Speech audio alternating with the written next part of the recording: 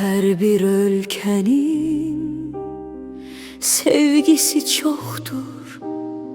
Meydanlara sığar, bayraklara büküler.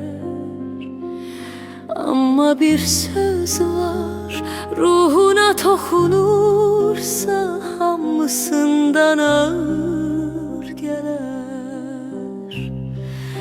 Esil seven ses salmaz, adını çoxaltmaz dillerde.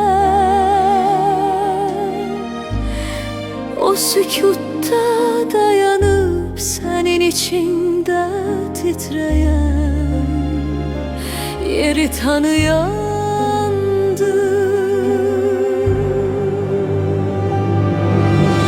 Möhteşem insan sevgini belə daşıyar gerek. Yük etmeden, ezmeden, itirmeden, bir cümlesimin etiraftan derin olsun.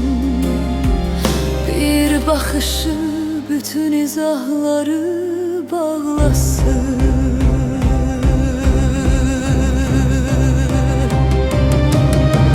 Sevgi çoxluqda değil, toxunuşdadır.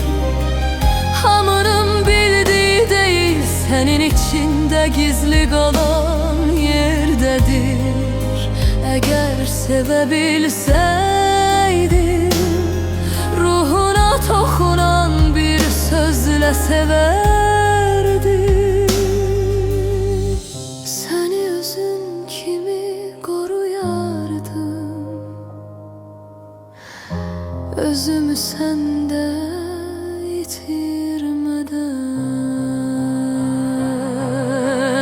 Möhteşem insan sevgini belə daşıya gerek.